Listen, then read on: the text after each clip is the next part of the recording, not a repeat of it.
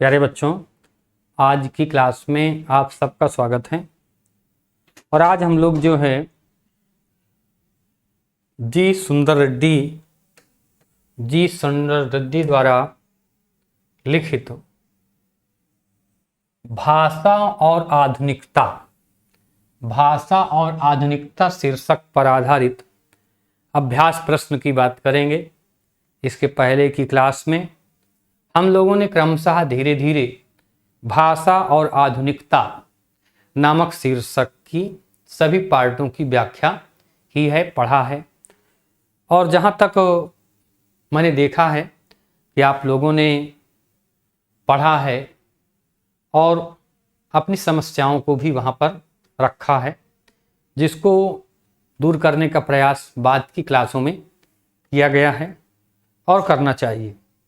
इसलिए हम लोग आज भाषा और आधुनिकता शीर्षक पर जब पूरे पाठ की व्याख्या हम पढ़ चुके हैं तब हम लोगों को क्या करना होगा, उसके क्वेश्चन आंसर के विषय में बात करनी होगी। और वो क्वेश्चन आंसर जो है हम लोग पढ़ेंगे। और क्वेश्चन आंसर की शुरुआत होती है यहाँ से। और पहला क्वेश्चन हमारा ये होता है, ये गद्यांश है। चूँकि हम पहले भी देख चुके हैं कि हिंदी साहित्य, हिंदी गद्य में अथवा पद्य में दोनों को हमने क्रमशः कुछ न कुछ पढ़ा है। 1, 2, 3 गद्य पद्य के पार्ट को पढ़े हैं। तो उस गद्य पर आधारित क्वेश्चन या पद्य पर आधारित क्वेश्चन करने होते हैं, और उसी क्रम में हम आज इस पाठ को लेकर के आए हैं। तो सबसे पहले गद्यांश है कि रमणीयता और नित्य नूतनता अन्य अन्योश्रित है। रमणीयता के अभाव में कोई भी चीज मान्य नहीं होती। नित्य नूतनता किसी भी सर्जक की मौलिक उपलब्धि की प्रामाणिकता सूचित करती है, और उसकी अनुपस्थिति में कोई भी चीज वस्तुतः जनता व समाज के द्वारा स्वीकार्य नहीं होती। यह है हमारा पैसेज। और इस पैसेज के आगे है कि सड़ी गली मान्यताओं से जकड़ा हुआ समाज जैसे आगे बढ़ नहीं पाता, वैसे ही पुरानी रीतियों और शैलियों की परंपरागत लीक पर चलने वाली भाषा की जन चेतना को गति देने में प्रायः असमर्थ ही रह जाती है। भाषा समूची युग चेतना की अभिव्यक्ति का एक सशक्त माध्यम है, और ऐसी सशक्तता तभी वह अर्जित कर सकती है जब वह अपने युगानुकूल सही शब्दों मुहावरों को ग्रहण कर सके। भाषा सामाजिक भाव प्रकटीकरण की सुबोधता के लिए ही उद्दिष्ट है। उसके अतिरिक्त उसकी जरूरत ही सोची नहीं जाती। ये पैसेज है। उसके बाद ये हमारे आ गए क्वेश्चन आंसर। और क्वेश्चन आंसर में सबसे पहला क्वेश्चन है, देखें भाई, कि उपर्युक्त गद्यांश के लेखक एवं पाठ का नाम लिखिए। तो उपर्युक्त गद्यांश के लेखक हैं बेटा जी सुंदर रेड्डी।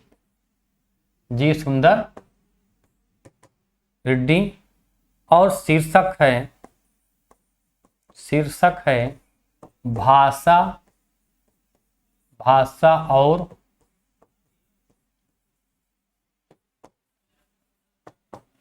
आधुनिकता। ये हो गया पहले क्वेश्चन का आंसर कि जी सुंदर रेड्डी, भाषा और। अब दूसरा प्रश्न है कि रमणीयता और नित्य नूतनता किस प्रकार अन्योश्रित है। कि रमणीयता और नित्य नूतनता कैसे एक दूसरे पर आश्रित है, एक के बिना दूसरे के अस्तित्व पर कैसे संकट पढ़ सकता है। चलते हैं भाई, अब हैं लिखेंगे कि लेखक कहते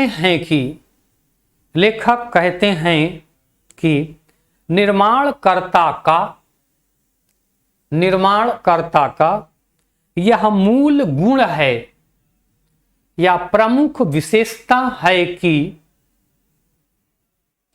उसने क्या उपलब्धि हासिल किया है। उपलब्धि में सुंदरता, आकर्षकता, रमणीयता ही पाठक के हृदय को आनंद से अभिभूत कर देती है,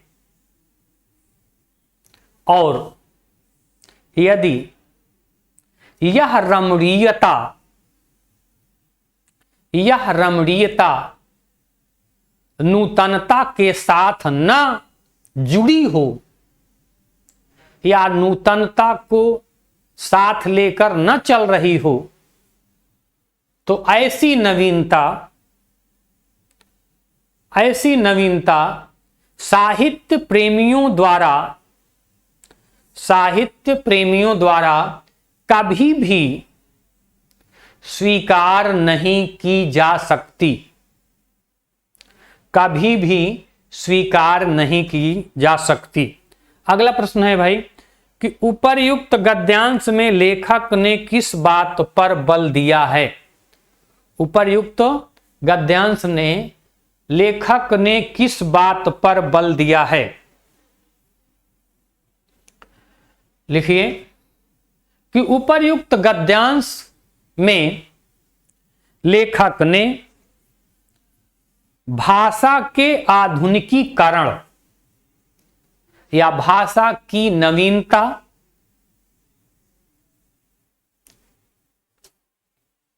और उसके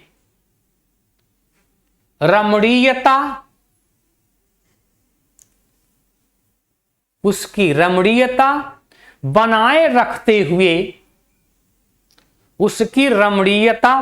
रखते हुए नूतनता के लिए बल दिया है।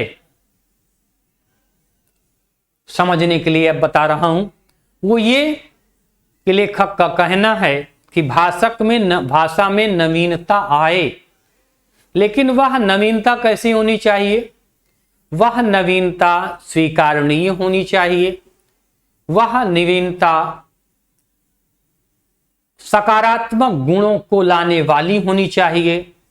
वह नवीनता भाषा की जो मूल भावना है, गुण है, विशेषता है, उसको नष्ट करने वाली नहीं होनी चाहिए। क्या करना है? मूल भावना को लेकर के बेटा चलना होगा। आगे कहते हैं, अगला क्वेश्चन है बेटा, अगला क्वेश्चन है लेखक ने किसे अभिव्यक्त का एक सशक्त माध्यम माना है। बहुत आसान सा प्रश्न है, कोई ऐसी बात नहीं, इसमें बिल्कुल सीधा सा इसका उत्तर है कि लेखक ने भाषा को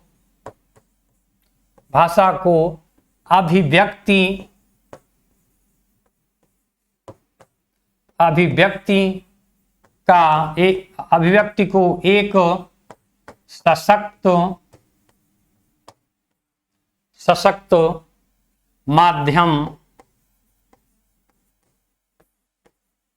माना है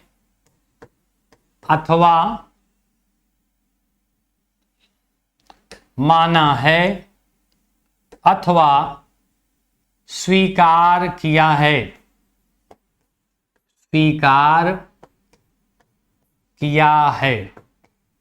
अगला प्रश्न, रेखांकित अंश की, गद्यांश के रेखांकित अंश की व्याख्या। अब देखो बेटा, इसमें गद्यांश में 2 रेखांकित अंश दिए हुए हैं। इस गद्यांश में 2 रेखांकित अंश दिए हुए हैं। एक तो दिया हुआ है, एक तो दिया है एक दिया हुआ है फर्स्ट स्लाइड में, यहां पे दिया हुआ है कि रमणीयता से नित्य नूतनता तक, और एक आगे वाले पेज में दिया हुआ है कि भाषा समूची से लेकर के यहां तक दो रेखांकित अंश दिए हुए हैं। तो दोनों की हम बारी बारी से एक एक करके व्याख्या लिखेंगे, पढ़ेंगे। तो पहले की व्याख्या हम बता रहे हैं। पहले स्लाइड में जो रेखांकित अंश है उसको नोट करेंगे। भाषा की सुंदरता और नवीनता, भाषा की सुंदरता और नवीनता एक दूसरे पर अवलंबित है, टिके हैं। एक के अभाव में दूसरे के विषय में सोचा नहीं जा सकता।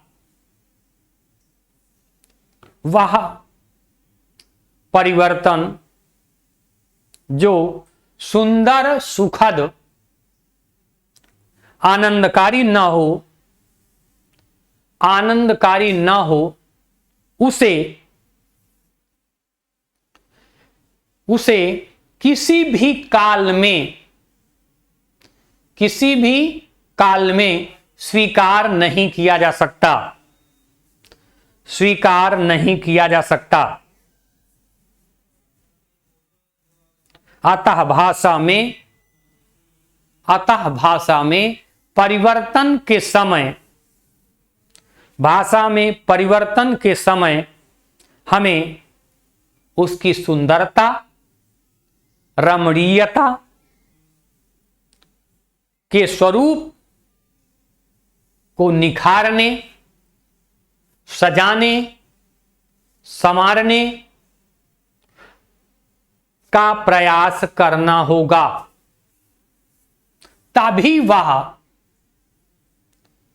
वह स्वीकारणीय हो सकती है। अब भैया दूसरा एक रेखांकित अंश की बात हो गई पहले की। अब जो दूसरा रेखांकित अंश है उसकी बात कर रहे हैं। पहला रेखांकित अंश खत्म हो गया, अब दूसरे की शुरुआत होगी। अब लिखेंगे पैराग्राफ चेंज करके या दूसरा डाल करके या संकेत बना करके, जैसे भी आपको लिखना है, कि भाषा की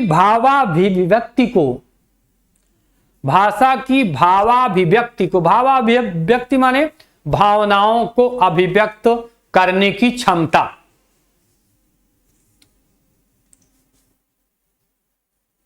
भाषा भावाभिव्यक्ति को प्रकट करने की एकमात्र माध्यम है, अर्थात भावनाओं को बताने, कहने, समझाने का एक सशक्त और मजबूत माध्यम है। अतः हमें भाषा में देश काल और परिस्थितियों के अनुसार परिवर्तन स्वीकार करने होंगे।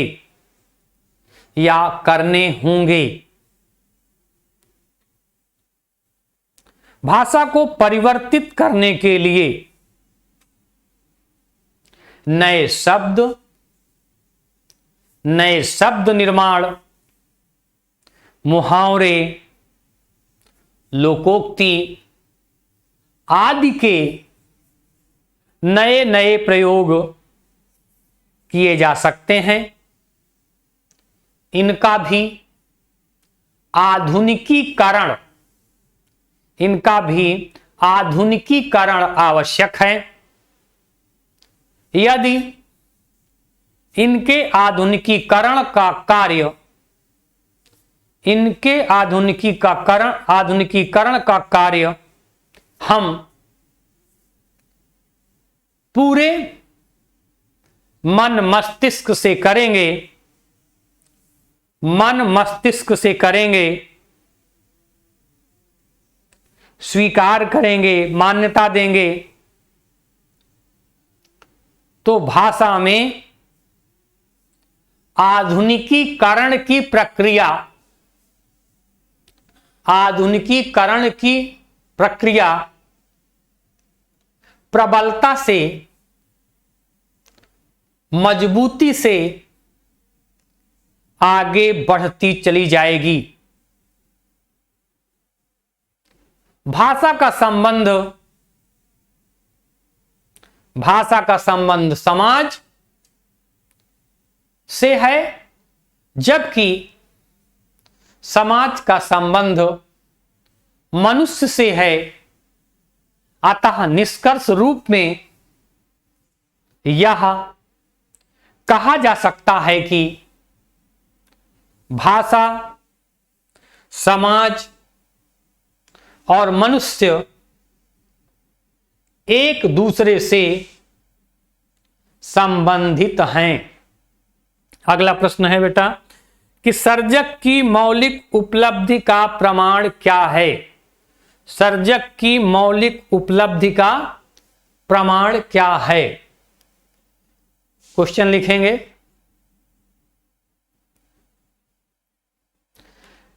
कि सर्जक की मौलिक उपलब्धि का प्रमाण नित्य नूतनता है, नवीनता है, और नवीनता के अभाव में किसी भी रचना की, सृजनकर्ता की प्रामाणिकता नहीं सिद्ध हो सकती, नहीं सिद्ध हो सकती। कह रहे हैं कि किससे जकड़ा हुआ समाज आगे बढ़ नहीं पाता। तो लिखेंगे उत्तर बेटा, सड़ी गली मान्यताओं,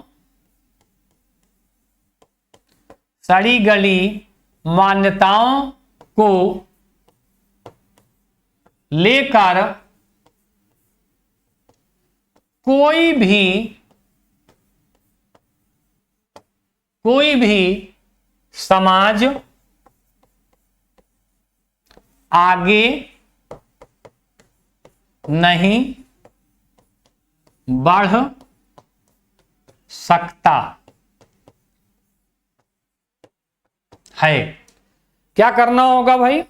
अगर हमें उन्नति करनी है, समाज को आगे बढ़ाना है, तो समाज में नई नई विचारधाराओं को स्वीकार करना होगा।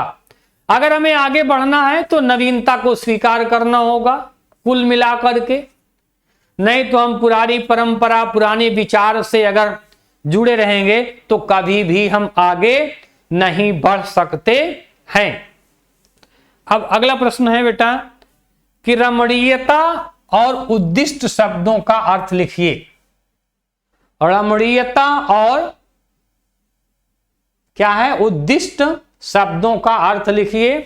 तो रमणीयता माने होता है सुंदरता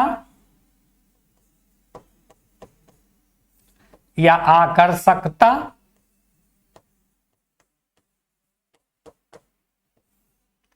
और उद्दिष्ट का मतलब होता है बेटा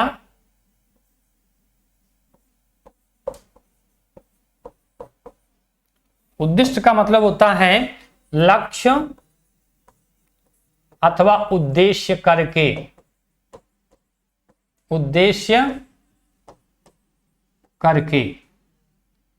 ठीक है, ये होती है इसका मतलब ये है कि इसका शब्द का मीनिंग क्या है ये बताना है। रमणीयता के विषय में बहुत बार हमारी आपकी बात हो चुकी है। रमणीयता का मतलब ये होता है कि ऐसी आकृति, ऐसा आचरण जो हमारे मन में बस जाए और मन से अलग न हो, निकले ना, उसे रमणीयता के नाम से जाना जाता है। आगे चलते हैं। पहला हमारा जो गद्यांश था जिसके विषय में हमने बात की, पहला क्वेश्चन का नंबर सीरियल से था, उसके विषय में हमने आप लोगों से बात की। उस पर आधारित जितने भी प्रश्न थे उन प्रश्नों के विषय में हम लोगों ने चर्चा की है। अब आता है दूसरा पैसेज। लेकिन फिर जहां भी जिस भी प्रश्न में अगर आपको कहीं भी डाउट लगता है, कोई परेशानी होती है, कोई बात समझ में नहीं आती है, तो निश्चित रूप से बताइएगा।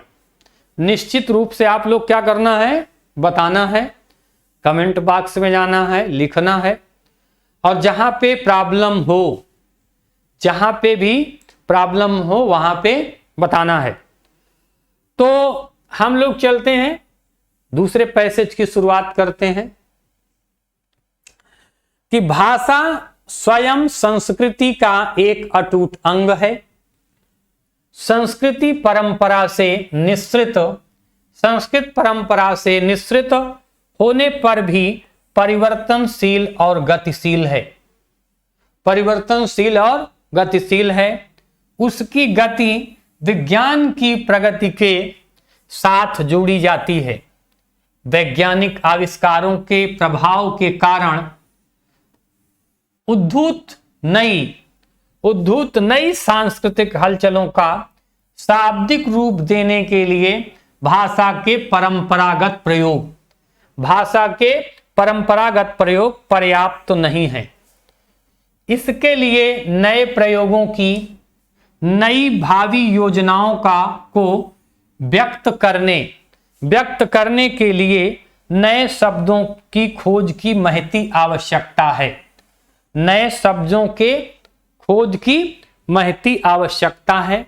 चलिए, ये पैसेज यहां पे खत्म हो गया भाई, और इस पैसेज पर आधारित क्वेश्चन आंसर की हम लोग बात करते हैं। और सबसे पहला प्रश्न आता है कि उपर्युक्त गद्यांश का संदर्भ लिखिए।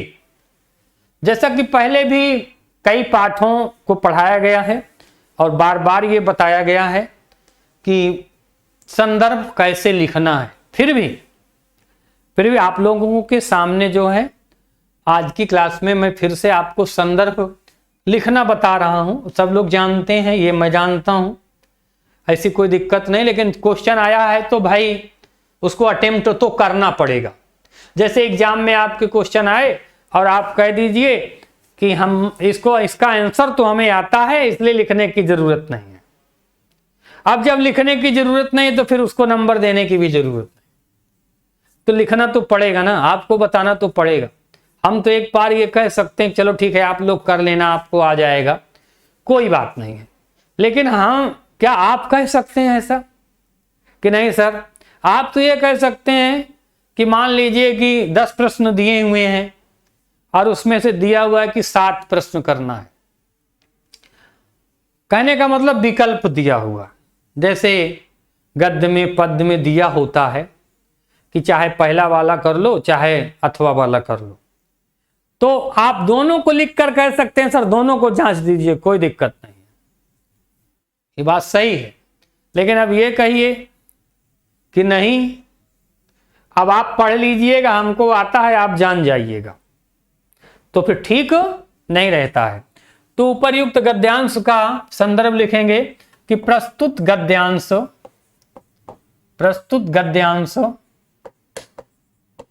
हमारी पाठ्य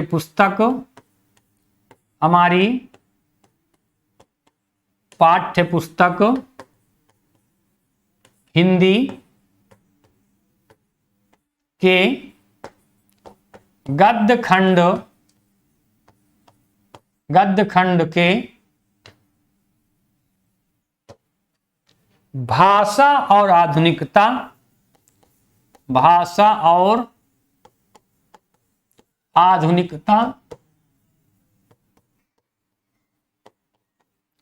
नामक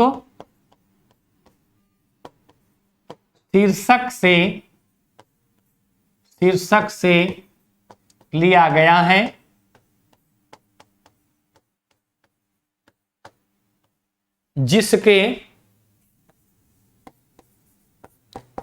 जिसके लेखक प्रोफेसर जी सुंदर रेड्डी जी हैं। ये हो गया भाई पहले क्वेश्चन का अर्थ।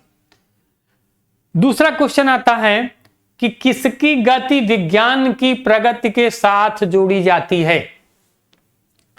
किसकी गति विज्ञान की प्रगति के साथ जोड़ी जाती है? जल्दी से बताइए आप लोग, जल्दी से बताइए। चलिए ठीक है, तो उत्तर लिखेंगे कि भाषा की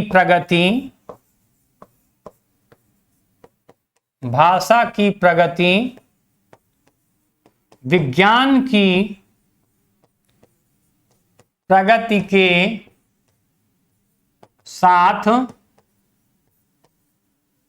प्रगति के साथ जोड़ी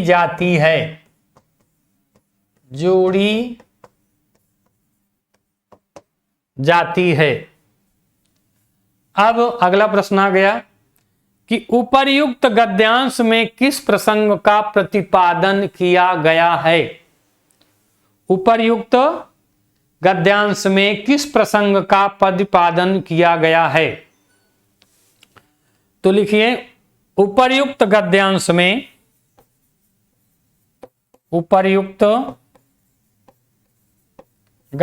में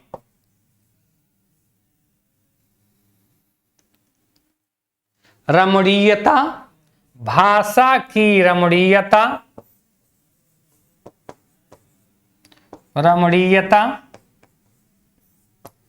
भाषा की रमणीयता,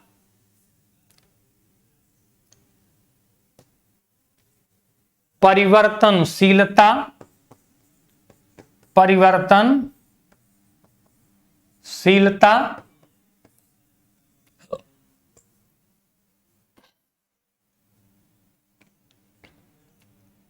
और एवं लिख दीजिए आधुनिक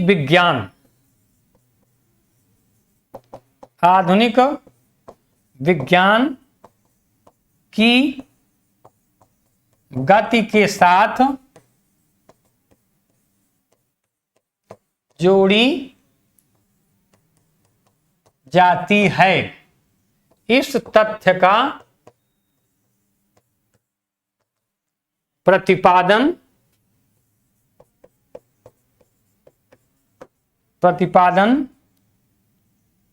लेखक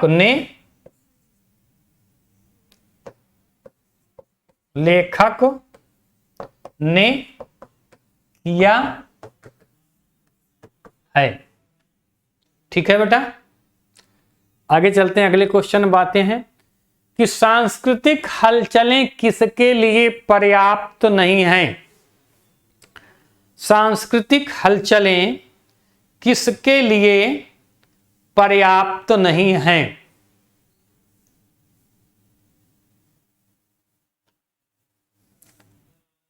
तो क्या कहेंगे, चलते हैं देखते हैं क्या कहते हैं। देखिए, सांस्कृतिक परंपरा से निश्चित होने पर भी परिवर्तन और गतिशीलता है। उसकी विज्ञान की सांस्कृतिक हलचलों का शाब्दिक रूप देने के लिए क्या है? परंपरागत प्रयोग। क्या है? भाषा के परंपरागत प्रयोग पर्याप्त नहीं है। सीधा लिखा हुआ है, तो यहां आएंगे, क्या लिखेंगे? भाषा के सांस्कृतिक हलचलों के लिए, सांस्कृतिक हलचलों के लिए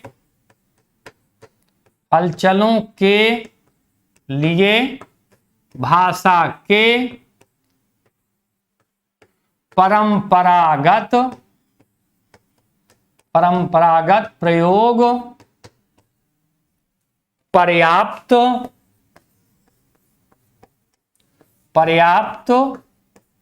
नहीं है, पर्याप्त नहीं है। किसके लिए नए शब्दों की खोज की महती आवश्यकता है? किसके लिए नए शब्दों की खोज की महती आवश्यकता है? लिख लेंगे तो लिख देंगे भाई, भाषा के उत्तर, यहां भी लिख देते हैं उत्तर, भाषा के आधुनिकीकरण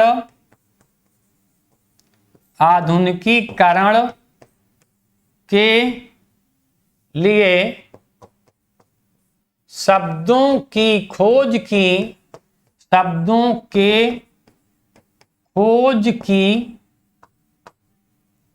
महती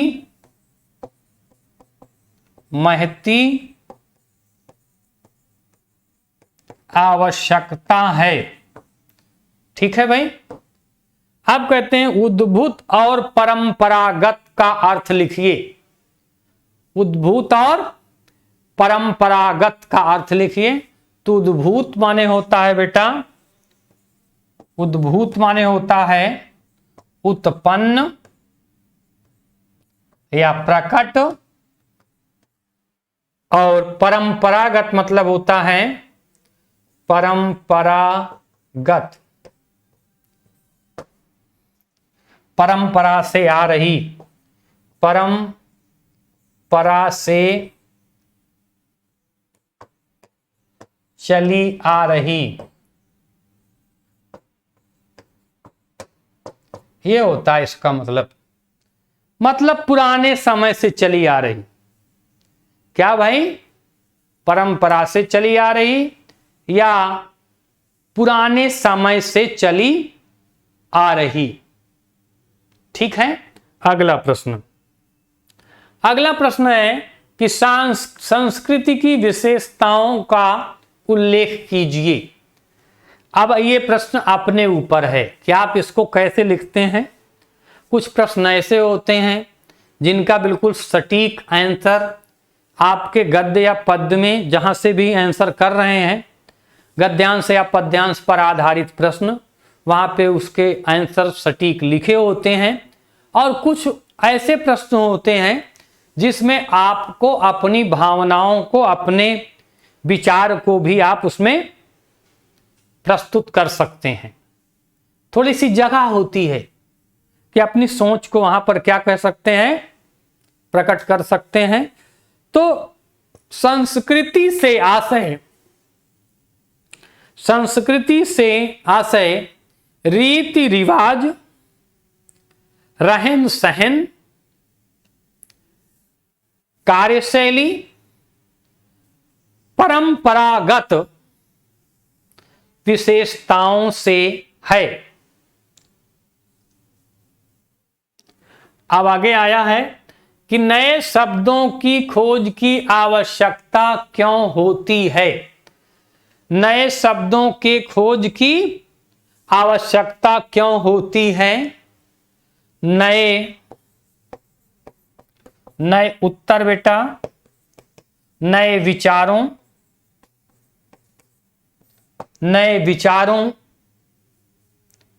आविष्कारों, नए विचारों, आविष्कारों, देखिए क्या क्या लिखा हुआ है, थोड़ा सा यहां भी देख लेना है। क्या है? नए आविष्कारों के प्रभाव के कारण नई सांस्कृतिक हलचल और भाषा में इसके लिए नए प्रयोगों, नई भावी योजनाओं को, क्या है? नए प्रयोगों और नई योजनाओं को क्या करने के लिए? नए आविष्कारों, नई योजनाओं, क्या लिखा है? नई योजनाओं के लिए नए शब्दों के खोज की महती आवश्यकता है। ठीक है बेटा, अब चलते हैं आगे। अगला क्वेश्चन अगला हो गया है।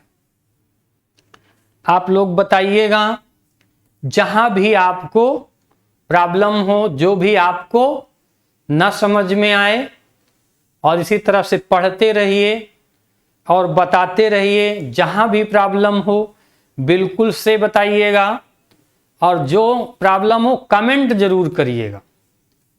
कमेंट में एक प्रश्न आया था, उस प्रश्न के विषय में भी हम बात कर लेते हैं। और वो प्रश्न पूछा गया था, मैं अभी मुझे थोड़ा सा वो ध्यान नहीं है कि क्या प्रश्न पूछा गया था, लेकिन एक कमेंट में प्रश्न पूछा गया था कि देख लेते हैं कि वो क्या पूछा गया था, और उसको जो है मैं अभी बताने की आपको कोशिश करता हूं। किसी भैया ने पूछा था कि एक प्रश्न पहले तीसरे नंबर क्लास में पूछा गया था, उसके बाद फिर एक प्रश्न जो है 7वें नंबर व्याख्या के क्लास में पूछा गया था। यहाँ पे एक प्रश्न पूछा गया है, उसको मैं आपको बता रहा हूं। उसमें पूछा गया था नूतन शैली प्रणाली, नूतन शैली प्रणाली, एक ये लिखा हुआ था। और एक शब्द और पूछा गया था कि नूतन शैली प्रणाली और प्राण तत्व, प्राण तत्व, दो चीजें पूछा गया था कि सर ये क्या होता है। एक तो होता है शैली का मतलब रीति होता है, और नूतन का मतलब नवीन। तो नवीन शैली का प्रादुर्भाव हुआ। लेक्चर नंबर 7 की बात है बेटा, लेक्चर नंबर 7 की बात है, और ये कमेंट नंबर 9 है। लेक्चर नंबर 7 में ये कमेंट जो है ये 9 नंबर पर पूछा गया था कि सर नूतन शैली प्रणाली और प्राण तत्व क्या होता है। तो नूतन शैली का मतलब नवीन शैली, प्रणाली का मतलब परंपरा। तो नई परंपरा का आगमन, नई शैली और नई रीति का आगमन। शैली माने होता है तरीका, रीति, ढंग आदि। और प्राण तत्व का मतलब होता है कि महत्वपूर्ण अंश, महत्वपूर्ण अंश, ये जिसको आप सारांश भी कह सकते हैं, सार भी कह सकते हैं, जिसका आप सार भी कह सकते हैं। तत्व का मतलब ये होता है, ध्यान से आप मेरी बात सुनिएगा।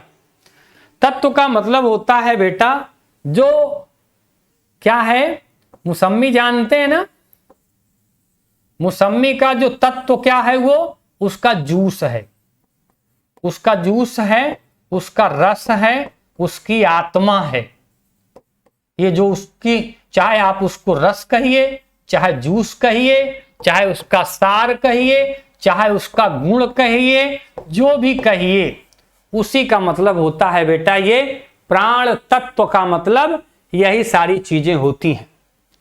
मुझे विश्वास है कि जो प्रश्न आप लोगों ने किया था, जो आपने जानने की कोशिश की थी, वो आप लोगों को निश्चित रूप से समझ में आया होगा। अगर नहीं समझ में आया है तो फिर से बताइएगा। पहली बात तो ऐसा नहीं हो सकता है कि इतने पर भी संतुष्टि ना हो, बिल्कुल होना ही होना है, बिल्कुल होना ही होना है। चलते हैं अब आज की क्लास के लिए। आप सबको मेरी तरफ से और मेरी टीम की तरफ से, हमारे साथियों की तरफ से बहुत बहुत शुभकामनाएं। इसी तरह से पढ़ते रहिए, बढ़ते रहिए और बताते रहिए।